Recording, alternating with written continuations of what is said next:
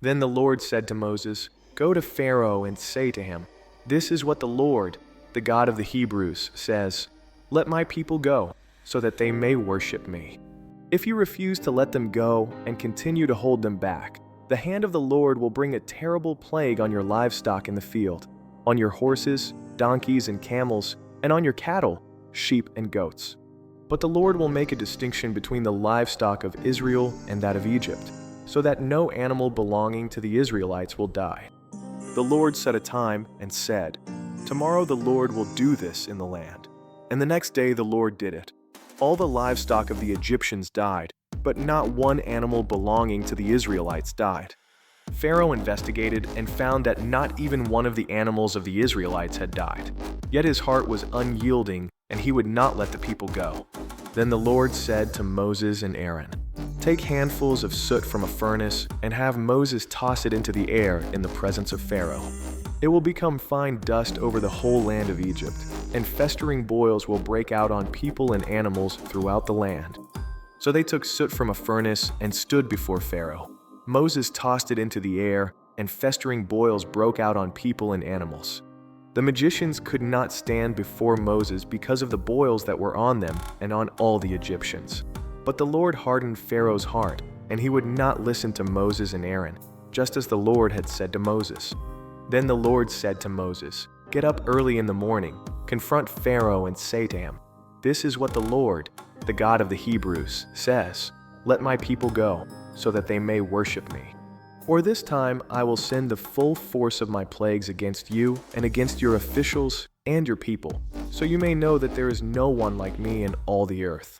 For by now I could have stretched out my hand and struck you and your people with a plague that would have wiped you off the earth. But I have raised you up for this very purpose, that I might show you my power, and that my name might be proclaimed in all the earth. You still set yourself against my people and will not let them go. Therefore, at this time tomorrow I will send the worst hailstorm that has ever fallen on Egypt, from the day it was founded till now. Give an order now to bring your livestock and everything you have in the field to a place of shelter, because the hail will fall on every person and animal that has not been brought in and is still out in the field, and they will die." Those officials of Pharaoh who feared the word of the Lord hurried to bring their slaves and their livestock inside.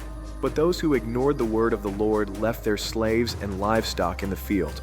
Then the Lord said to Moses, "Stretch out your hand toward the sky, so that hail will fall all over Egypt, on people and animals, and on everything growing in the fields of Egypt."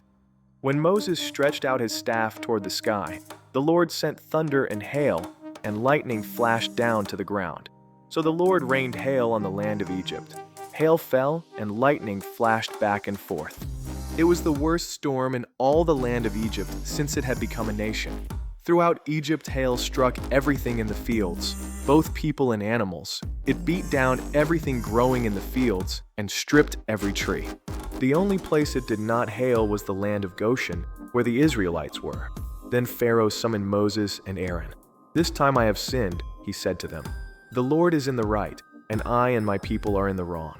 Pray to the Lord, for we have had enough thunder and hail. I will let you go.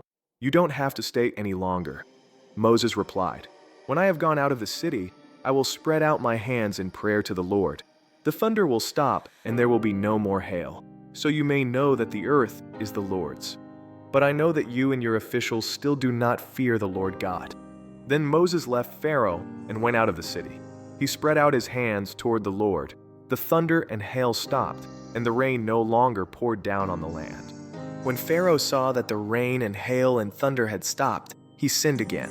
He and his officials hardened their hearts. So Pharaoh's heart was hard, and he would not let the Israelites go, just as the Lord had said through Moses. That's it for today. Drop Day 19 in the comments so I know you were here. Please remember to read Psalm 19 before tomorrow. Turn on notifications so you don't miss Day 20. We're doing this together all year long. See you tomorrow.